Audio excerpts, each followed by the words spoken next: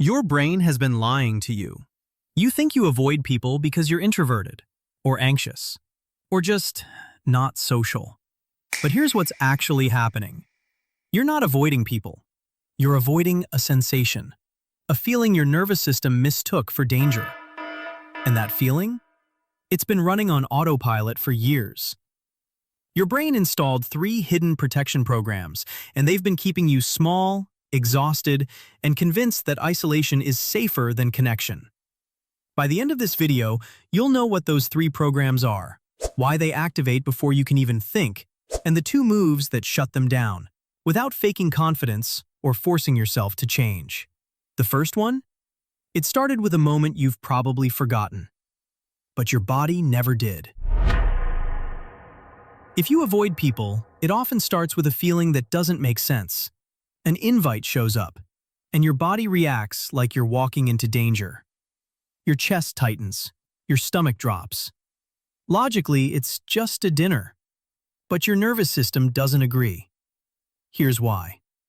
Your brain holds on to social pain with remarkable precision. Maybe it was middle school. You raise your hand, give an answer, and the room goes dead silent. You can feel the heat rising in your neck. Then, the laughter starts. Or a family dinner. You share a dream, and someone says, "That's cute." Those moments don't fade. They become scars.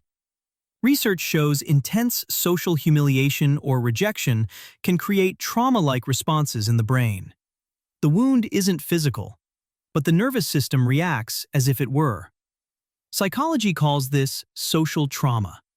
It tags places, the classroom, the meeting room, the dinner table, as high risk. That's why, when a new invitation appears, your body reacts before you can think. Not because you're weak, not because you're antisocial, but because your nervous system is trying to protect you from a place that once hurt. This is why you might find yourself canceling a meeting at the last minute, or staying silent in a group.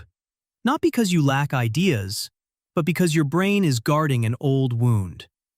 Remember, you aren't broken. You're just protected by a brain that's trying too hard to keep you safe. But social trauma is only the first layer. Because for some of you, it's not just the past that keeps you isolated. Surprisingly, it's also the fear of being praised in the present. Have you ever been praised, and instead of feeling proud, you felt a sudden urge to disappear? Someone says, "Great job," and your body tightens. You feel like a fraud waiting to be exposed. You downplay it, change the subject, or quietly pull back.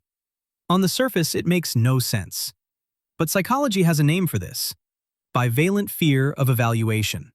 In plain English, your brain is scared of judgment from both sides. The first is fear of negative evaluation, the fear of being criticized, rejected, or seen as not enough. This is your rejection alarm. But there's another alarm, one that rings when things are going too well. Fear of positive evaluation. Praise raises the stakes. It demands attention. Attention leads to visibility. Visibility creates expectation. And to an ancient nervous system, expectation feels like a target on your back. The higher you climb, the further there is to fall. Instead of activating reward, positive attention can trigger tension. Think of it like a social survival ladder. Too low feels unsafe, vulnerable. But too high feels unstable, a visible target. So your nervous system pulls you back to the dead center, where you're less noticed and less likely to be hit. When you shrink after doing well, it's not self-sabotage. It's your brain choosing safety over spotlight. But for some of you, the real threat isn't being judged. It's the physical reaction it triggers. The tight chest right before you walk into a work happy hour. The heat rising in your face during a team meeting, hoping no one notices. That split second before you speak, when your mind screams, "Don't mess this up." Have you ever felt this? If you have, you're not avoiding people. You're avoiding the feeling that shows up when you're with them. It's not about the people. It's about the internal alarm they trigger. You're not escaping the situation. you're escaping the sensation. Your brain learned a rule a long time ago. If it's uncomfortable, pull away. To protect you, it steps in like a bodyguard. Cancel the dinner. Skip the networking event. Stay quiet in the meeting. Relief hits instantly, and your brain takes a note. Good call. That worked. You're not escaping the situation. You're escaping your internal experience, the nerves, the self-doubt, the physical tension. Psychology has a name for this: experiential avoidance. It sounds protective, but it's a trap. You think you're just being quiet, but your brain is actually working overtime. Think of it like holding a beach ball underwater. On the surface, you look calm. You're just nodding in the meeting.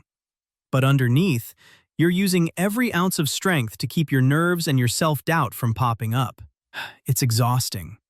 You can't be present because all your energy is spent keeping that ball submerged. This is why you feel drained after the meeting. Why you cancel plans at the last minute. What once protected you can slowly narrow your world. And the hardest part? That moment of relief teaches your brain that distance feels safer than connection. You've spent years running from the feeling. Here's how you start walking toward it. You can't think your way out of a physical panic. Next time you're about to cancel, sitting in your car outside the party, finger hovering over decline. Try this. Inhale for 4, hold for 7, exhale for 8. 3 times. This isn't mindset work. It's biology. Known as the relaxing breath, the 4-7-8 method is a form of slow diaphragmatic breathing. Research, including meta-analyses, shows that slow, extended exhalation breathing lowers heart rate and stress hormones. It sends a direct safety signal to your brain. You're not calming your thoughts. You're physically telling your nervous system, we're safe. Your brain thinks social situations are dangerous because it has no proof they're not. So, give it proof. You need to provide your brain with data that contradicts the fear. Start small. Make eye contact with the barista. Say thanks. Compliment a coworker. Solid point in the meeting. Ask one person one question at the next gathering. Anything fun happen this week? The goal isn't perfection. The goal is what psychologists call a corrective emotional experience. By facing small discomfort, you trigger fear extinction. Your brain learns discomfort isn't danger. And the old avoidance loop? It starts to shut down. One interaction at a time, you're rewriting the code. You're updating the software. You're not forcing yourself to be extroverted. You're teaching your brain the world it's protecting you from doesn't exist anymore.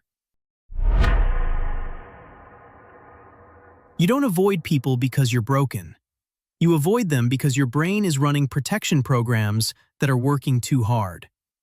Social trauma is guarding old wounds. The fear of evaluation is making both praise and criticism feel like threats.